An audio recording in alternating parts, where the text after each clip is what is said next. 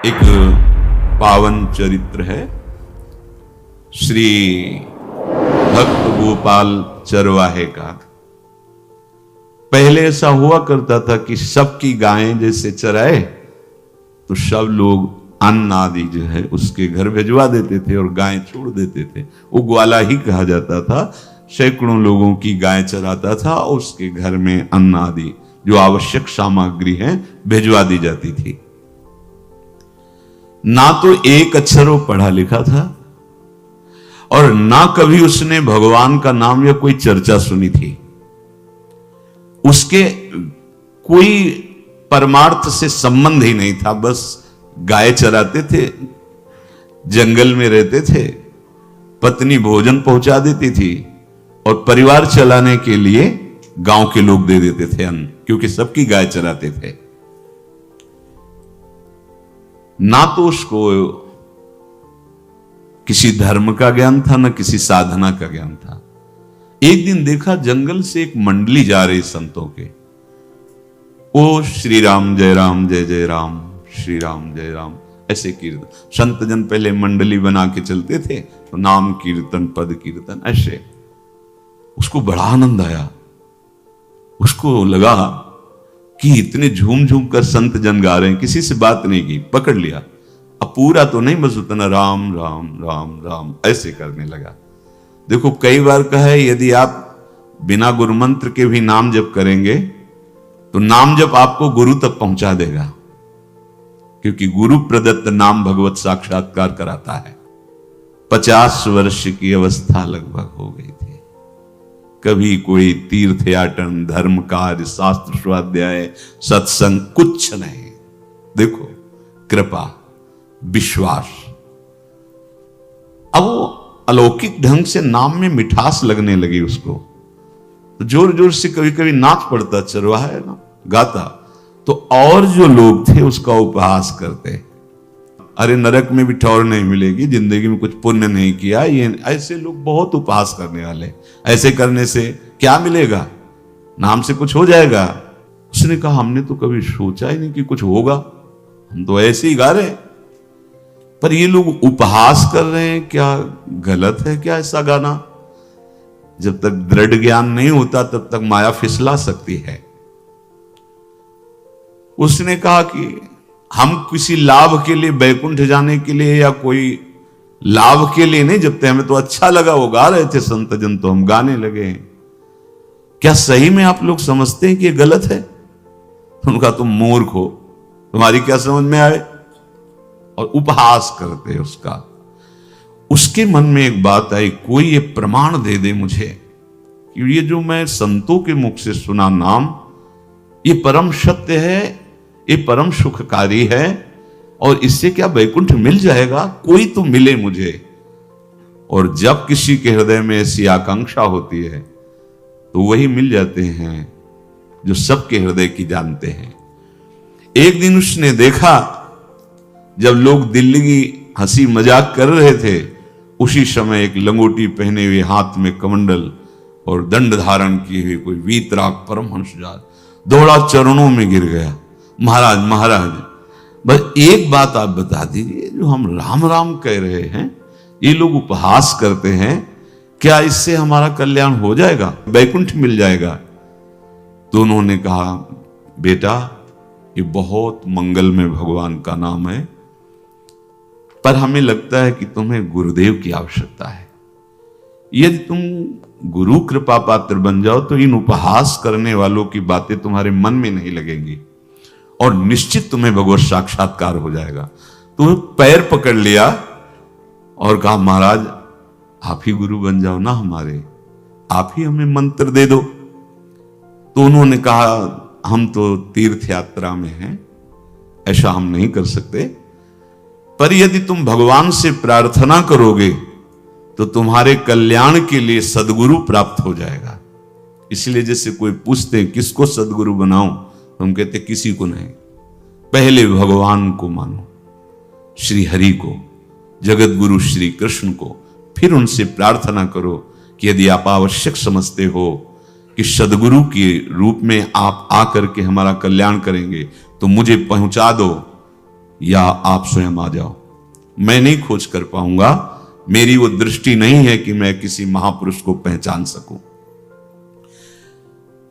मैं तुमसे सत्य कहता हूं, सदगुरु की जो शरण में हो गया तो उसके जीवन नौका की डांट सदगुरु अपने हाथ में ले लेते हैं। फिर उसको कोई भय, कोई उपहास, कोई लज्जा नहीं सताती। वो सुख पूर्वक इस दुखद अपार संसार समुद्र से पार हो जाता है। पर बेटा, तेरे ऊपर भगवान की बड़ी कृपा है, क्योंकि तू संतों को मानता है। तू मेरी बात पर विश्वास कर ले, अंदर से तू एकांत में रो, तुझे सदगुरु मिल जाएंगे। अब ऐसा कहकर वो अपने राह में चले तीर्थ यात्रा के लिए। अब वो खोजता, एकांत में बैठकर देखता, कभी कभी वो पेड़ पे चढ़ जाता कि कोई संत तो नहीं आ रहे हैं। अब उसके लिए वहां भोजन पहुंच जाता, पाता, गाय देखता और बस खोज करता कि सदगुरु आ जाए, सदगुरु आ जाए। बहुत समय व्यतीत हुआ, पर उसका विश्वास नहीं टूटा कि संत ने कहा था कि तुम भावना करो कि सदगुरु आ जाएंगे। भगवान सदगुरु बन करके आ गए, वही है सदगुरु। देखा सामने से बड़े तेजस्वी महात्मा बड़े तीव्र गति से आ रहे हैं। वो दौड़ा, गुरुदेव गुरुदेव, चरणों में लौट गया। चरणों में जे ही गिरा तो एक बिजली सी दौड़ी उसके हृदय में। अब बात बन गई, गुरु मिल गए। वो खड़े हो गए, देखते ही सात्विक भाव उत्पन्न हो रहा है, आंसू निकलने लगे। देखते ही मन में आया कि जो संत कह रहे थे सदगुरु मिल जाएंगे, यही हमारे सदगुरु हैं। हृदय में उत्साह, आतुर आवाज, प्रभु मुझे भवसागर से पार करने वाला गुरु मंत्र दे दो। ऐसे थोड़ी दीक्षा दी जाती कि गली चलते दी जाए, दूंगा। जा पहले स्नान करके आ, फिर एकांत स्थान में बैठेंगे, फिर तेरे को उपदेश देंगे। बोला महाराज, मैं जंगली आदमी हूं, गाय चराता हूं, हमारा घर बार से कोई आना जाना नहीं, यही भोजन आ जाता है। संत ने कहा अच्छा स्नान करो। स्नान करके आए, एक पेड़ के नीचे, भाई मैं तुझे कुछ नियम दूंगा, कुछ शर्त। तो महाराज गंवार आदमी है, ना हम आपका कोई नियम पालन कर पाएंगे, ना कोई व्रत पालन कर पाएंगे, ना कोई साधना कर पाएंगे। आप देख लो हमारी हालत, 50 साल का हूं, पढ़ा लिखा बिल्कुल नहीं, कोई धर्म कर्म नहीं जानता, गाय चराता हूं। मुझसे बहुत बातें नहीं सदेंगी, अगर एक कोई बात बता दो तो प्रण करता हूं जिंदगी में प्राण त्याग सकता हूं, पर एक बात कोई, एक नियम कोई दे दो। हमें बहुत नियम तो नहीं समझ में आएंगे, एक कोई बात बता दो कि ऐसा कर लेना और मंत्र जपना, तो हम प्राण त्याग सकते, पर आपकी आज्ञा उल्लंघन, पर बहुत हम बातें नहीं मान पाएंगे क्योंकि हमारे इतना ज्ञान नहीं है। गोपाल के वचन सुन करके बहुत प्रसन्न हुए संत भगवान। एक नियम तुझे देता हूं, हमारे आराध्य देव श्री कृष्ण हैं, गोविंद हैं। आज से तुम्हारे आराध्य देव गोविंद हुए, हां श्री कृष्ण हुए। बिना उनको पवाए तुम्हें पाना नहीं है, बस यही तुम्हारे लिए नियम है। तुम्हारे पास जो आवे, सूखी रोटी, दूध, छाछ, जो भी, बिना उनको पवाए पाना नहीं है।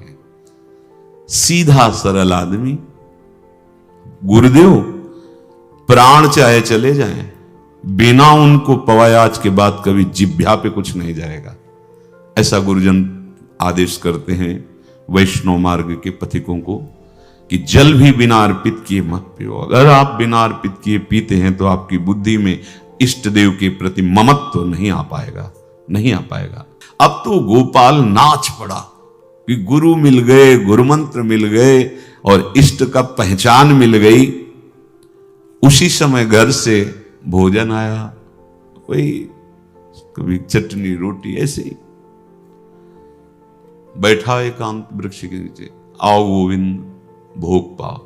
अब गोपाल विचार में लगा कि आ तो रहे हैं ही नहीं, और गुरुजी ने कहा बिना पवाए पाना नहीं। पूरा दिन व्यतीत हो गया। गुरुजी कह रहे थे घट घट में विराजमान भगवान है तो कहीं से भी प्रकट हो सकते हैं, तो अंदर मंत्र जपता हो, कहता आओ भगवान, पाओ आके, नहीं आए। महाराज हमारे गुरुदेव ने आपका ध्यान जो बताया था वैसे ही आओ, आप पाओ आकर के। रात्रि हो गई, देखा पर वो नहीं आए तो भोजन उठाया, गाय को पवा दिया। तो बहुत सी गायें थी, भूखा रह गया। दूसरे दिन फिर भोजन आया, एक पत्ता तोड़ा, जल से छिड़का पत्ते को और भोजन रखा। भगवान को फिर पुकारा, आओ प्रभु। गुरुदेव ने आज्ञा की, बिना आपको पवाए हम अपनी जबान में नहीं रख सकते। शाम हो गई, रात्रि हो गई, फिर गौ को दे दिया, नहीं पाया। अब एक तो 50 वर्ष की अवस्था और गौओं के पीछे दौड़ना और भोजन पाना नहीं, शरीर में सामर्थ्य धीरे धीरे कम होने लगी। तीसरा दिन, चौथा दिन, पांचवा दिन, छठा दिन, सातवां दिन, दीनानाथ प्राण चाहे निकल जाए, हम गुरु की आज्ञा नहीं तोड़ सकते। अगर आप नहीं आएंगे तो भूखों मर जाऊंगा। पर हम ये बात देखो, ये बात चरवाहा है, कोई साधना पूर्व की नहीं। गौ सेवा के प्रताप से उससे संतों में प्रीति हो गई, नाम की कृपा से, गुरु की कृपा से नामी की प्राप्ति की चाह। ऐसे कई दिन व्यतीत होते गए, अस्थि मात्र होए रहे शरीरा।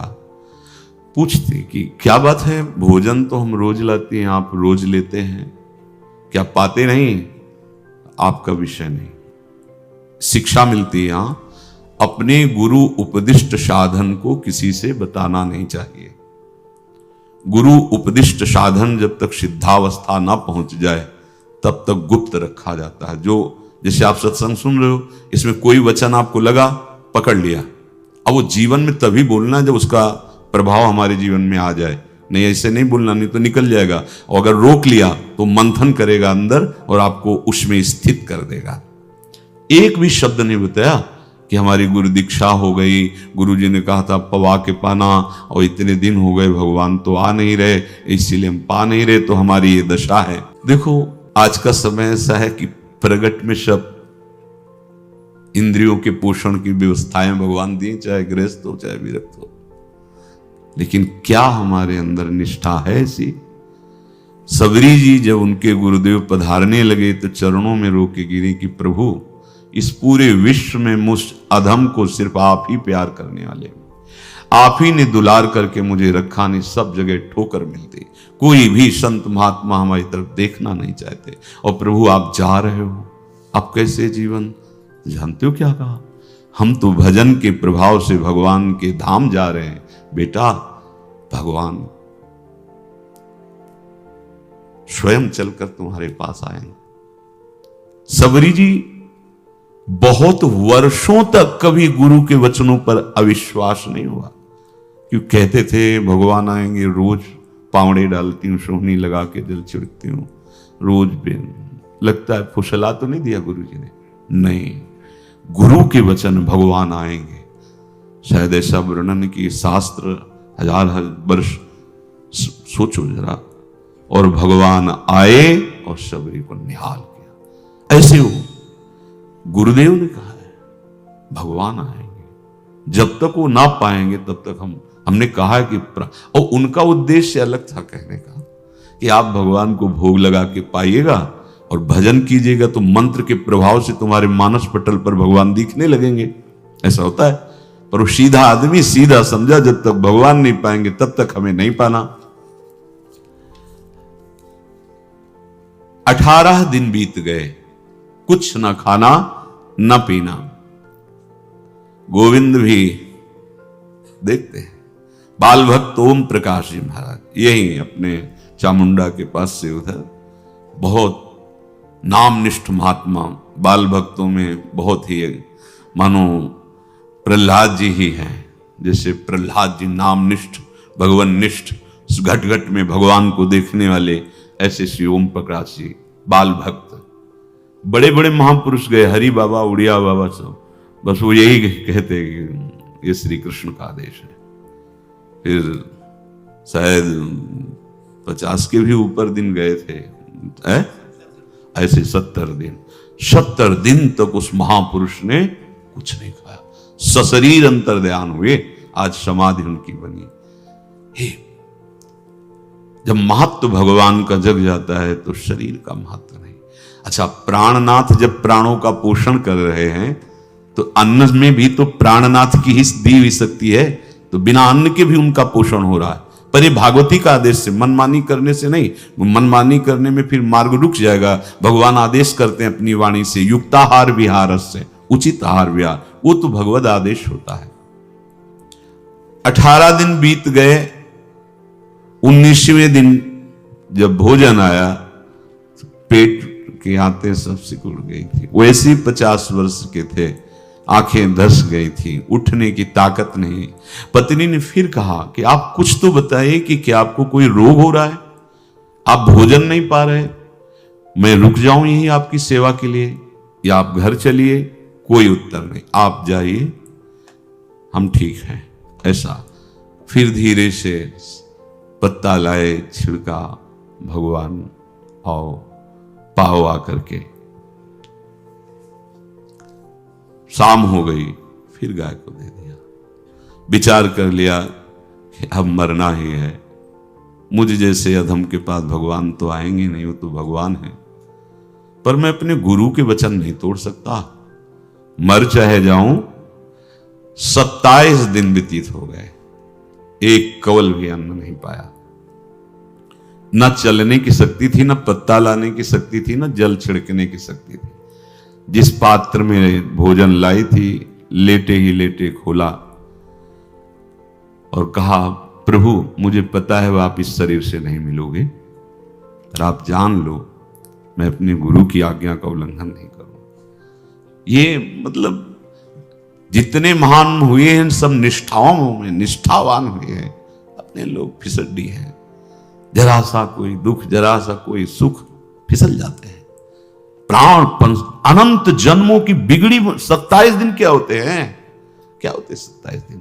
अनंत जन्मों का जमा कूड़ा करकट भगवान साफ कर रहे हैं।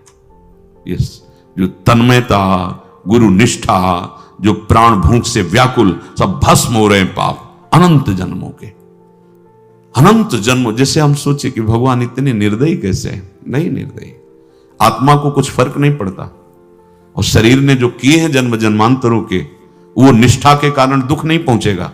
निष्ठावान को दुख नहीं पहुंचता, वो आपको दिखाई देगा दूर से, उसको दुख नहीं पहुंचता, क्योंकि निष्ठा का कवच है, वो कभी कोई भेद नहीं सकता।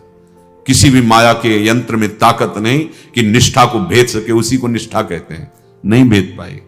27वां दिन है। पति की दशा देख करके कहा, स्वामी अब तो आप कहोगे भी तो मैं नहीं जाऊंगी। अब आपकी दशा, इशारे से कहा, आज भर चली जा, क्योंकि उसको लग रहा था आज प्राण निकल जाएंगे। आज भर चली जा, फिर कल से जैसी तेरी आज चली जा। इशारे से, बोलने की भी सामर्थ्य नहीं थी। गोपाल के आंसुओं की धारा चल रही, पड़े पड़े धीरे से खोला जो भोग है, और अंतस्थल, आज बोल भी नहीं पा रहे, अंतस्थल से कह रहे, प्रभु अब चाहे आके पालो या लिवा जाके पवा देना, देख लो आप, आखिरी है, आके पालो या लिवा जाना और अपने यहां पवाना, क्योंकि हमारे यहां तो पाए नहीं आप। बड़े प्रेम से अंदर से आवाज आई, गोपाल। आंख खुली, क्योंकि बोलने की हिम्मत ने, ये अंदर से प्रार्थना की थी, गोपाल वो अमृतमय। गुरुदेव ने कहा था कि उनकी वाणी से अमृत बरसता है। एकदम आंख खुला, देखा वही पीतांबर, वैसे ही मोर मुकुट, वही मुरली, वही करधनी, वैसे नूपुर, वैसे ललित त्रिभंगी। गुरुदेव ने जैसा वर्णन किया था वैसा ही सुंदर रूप गोपाल के सामने। प्रभु मुखमंडल की मनोहरता देखकर निहाल हो गए। निहाल कर देंगे, थोड़ी पीड़ा सहना सीखो। सहत सहत बाढ़े भगति, ग्रह तन गुरु हितगार, ग्रह तन गुरु हितगार, हार अपनी करिमा। सेवक जी कह रहे हैं, देखो गृह तन गुरु हित गार हार अपनी कर्म, तन मन प्राण गुरु वचनों पर न्यौछावर, जो भी सहना पड़े सहूंगा। मिल गए प्रभु, प्रभु दूर नहीं है। प्रिया प्रीतम बहुत कृपालु हैं। मानो करोड़ करोड़ काम की सौंदर्यता को हे करते हुए प्रभु के लावण्य का प्रकाश हो रहा है। मनहारिणी मुरली जैसे कहा था अधरों में रख, वैसे अधरों में विराजमान। अच्छा, खास बात ये, ना कोई गाय देख पा रहे, नहीं कोई और चरवाहा देख पा रहा है। ये भगवान को, जैसे इस सभा में किसी से बात करें भगवान, किसी से मिले तो पास बैठा व्यक्ति भी नहीं देख पाएगा, ना जान पाएगा, क्योंकि प्राकृतिक इंद्रियां, प्राकृतिक शरीर, और वो चिदानंदमय, वो तो जिसको दर्शन देंगे तो पहले दृष्टि प्रदान करते हैं। भगवान जिससे मिलते हैं पहले दृष्टि प्रदान करते हैं, तो गुरु रूप से दृष्टि प्रदान। ये जो अंतर में पुकारा ना, वो अंतर दृष्टि खुल गई, सामने देखा। इतना सुंदर विश्व मोहिनी भगवान श्री हरि का ललित त्रिभंगी रूप कि गोपाल की आंखें नहीं टिकी। इतना सुंदर रूप, आंखें भगवान के तेज के आगे बंद हो गई। जो भी बंद हुई तो देखा मानस पटल पर वैसे ही ललित त्रिभंगी। फिर खोला, देखा सामने भगवान मुस्कुराए, सामर्थ्य प्रदान की। देखो अर्जुन के साथ ही तो खेलते भगवान सखा भाव से, रथाक रहे हैं, लेकिन भगवान का विराट स्वरूप देखने की सामर्थ्य अर्जुन में थी क्या? दिव्य दृष्टि प्रदान की। फिर भी कांप रहे थे अर्जुन जी भगवान की दिव्य दृष्टि संपन्न नेत्रों से उस विराट महिमा को देखकर कांप रहे थे अर्जुन। ये तो माधुर्य रूप प्रभु का है। उसने मानो इशारा किया प्रभु को कि हमारी सामर्थ्य में मैं सकिल कर आ जाऊं, नजदीक आप आ जाओ। आ गए, अपना माथा प्रभु के चरणों में रखा, आंसुओं से भगवान के चरणों का प्रक्षालन कर रहा है। देखो गांव का गाय चराने वाला ग्वारा, जिसको कोई धर्म कर्म का ज्ञान नहीं, कोई भक्ति का ज्ञान नहीं, कोई शास्त्र का ज्ञान नहीं, भगवान ने फिर उसको उठाया और अपने हृदय, ज्यों हृदय से लगाया, हष्ट पुष्ट स्वस्थ सब, अंतर बाहर पूर्ण, कोई पीड़ा नहीं, कोई दुख नहीं, बिल्कुल तेजस्वी स्वरूप। भगवान की स्पर्श की महान सामर्थ्य है। बाली ने बहुत मारा ना सुग्रीव को, तो कर पर शाह सुग्रीव शरीरा, जे इस पर सारी पीड़ा गई। भगवान अमृत सावी है, भगवान दिव्य चिदानंद भाव देने वाले हैं। अब तो सुरमुनि वांछित प्रभु की छाती से लपटा हुआ है। ये ऐसा ना सोचो कि कहानियां हैं, ऐसा नहीं। ये सत्य विषय आप भी प्राप्त कर सकते हैं, इसी के लिए रोज सत्संग होता है। जो भगवान से लिपट कर छाती में अश्रु की बूंदे, तो भगवान ये था माम प्रपद्यन्ते, भगवान की अश्रु बूंदों से गोपाल का अभिषेक हो रहा है। मानो सुदामा मिलन हो रहा है जैसे। भगवान को दैन्य बहुत प्रिय है। तभी भाई जी महाराज कहते हैं पद में कि बुद्धिहीन बना दो हे भगवान, हमें बुद्धिहीन बना दो। ये जो बहुत बुद्धि चलती है ना, इसके लिए दौड़ भाग है। नहीं, सीधे प्रभु हमारे हैं, हम प्रभु के हैं। नाम जप आश्रय भगवत प्राप्ति निश्चित। भगवान बोले, प्यारे गोपाल अब तो रो मत, देख मैं तेरे प्रेम में पगी हुई ये जो सूखी रोटियां हैं अभी पाता हूं। और भगवान बैठ गए और उसके घर की जो रोटी थी उसे, देखो मुझे त्रिभुवन का कोई भी भोग प्रसन्न नहीं कर सकता गोपाल, मुझे त्रिभुवन का कोई भोग प्रसन्न नहीं कर सकता। इस बात को समझो। जिनको ये भ्रम हो कि हम अधर्म से कमा के 56 भोग लगा के प्रभु को प्रसन्न कर लेंगे, तो ये बात सुनो। कह रहे मुझे त्रिभुवन का कोई भोग प्रसन्न नहीं कर सकता, मैं ऐसे ही अन्न की चाह रखता हूं। भगवान के वचन, जैसे दुर्योधन का महल का सब वैभव त्याग के, स्वागत ठुकरा के और विदुरानी जी के हाथ का छिलका पाया, मैं ऐसे ही अन्न की चाह रखता हूं, भगवान कहते हैं, बलिहारी है। कभी प्यार से एकांत में रो के इनको पवाना सीखो। भले आप इतनी कटोरी में सब्जी, 2 रोटी, अगर दैन्य भाव से कि नाथ कहां आप और कहां, कैसे आपको पवाएगा। जो छवि है ना, पंखा करते जाओ ऐसे, बीच बीच में जल पिला, देखो ना, ये था माम प्रपद्यन्ते तास्तते भजम। आप जैसा मानोगे वैसा ही वो व्यवहार करेंगे, पक्का समझ लो। गोपाल जो सच्चे हृदय से मुझे पुकारता है, मैं अवश्य उसको मिलता हूं। जो प्रेम पूर्वक मुझे पवाता है, मैं अवश्य उसका पाता हूं। पत्रम पुष्पम फलम तोयम ये में भक्त्या, भक्ति पूर्वक जो पवाया। भक्ति पूर्वक का मतलब दैन्य। अभक्त में अहंकार होता है, देखो ये किया मैंने, वो भगवान स्वीकार नहीं करते। वो आपका शुभ कर्म बन सकता है, अब वो भी धर्म से कमाई की है तो, पर भगवान की प्रसन्नता का हेतु होगा दैन्य। जहां भी देखो, हमारे स्वामी को जहां भी देखो दैन्य में बिके हुए पाए गए, दैन्य में। और ये दैन्य किसी बाजार में नहीं मिलती, ये दैन्यता बनावटी नहीं होती, ये वस्तुतः हृदय की होती, भगवत प्रदत्त ही होती है। पर जो संत सदगुरुदेव की आज्ञा का अक्षरशः पालन करे तो इस दैन्य का निश्चित प्रादुर्भाव हो जाएगा, अहंकार गलित हो जाएगा। वत्स, मैं किसी भी वस्तु का कभी भूखा नहीं हूं। मानो गोपाल के बहाने से हमको समझा रहे हैं, क्या चाहिए भगवान को, क्या चाहिए। कुछ भी कर लो, माना कि तुम तात्कालिक वर्तमान दुख को मिटा सकते हो, तात्कालिक, लेकिन संपूर्ण दुखों को मिटाने के लिए हरिनाम गरज रहा है, राधा नाम गरज रहा है। आपसे प्रार्थना है, समझो इस बात को। कलयुग केवल नाम आधारा। देखो, सुन के राम राम शुरू किया, मिल गए सिद्ध सदगुरुदेव, दे दिया मंत्र, बता दी निष्ठा, और मिल गए भगवान। और भगवान कह रहे हैं, अब तेरे जीवन में कभी दुख का लेस नहीं रहेगा, तू अब घर जा, अब किसी की गाय चराने की जरूरत नहीं है। कुल परंपरागत तेरे लक्ष्मी बढ़ती रहेगी, तुझे कुछ करने की जरूरत नहीं। देखो, बड़े बड़े सोने के पहाड़ किसी सुनार ने बनाए क्या? प्रभु ने तो बनाया।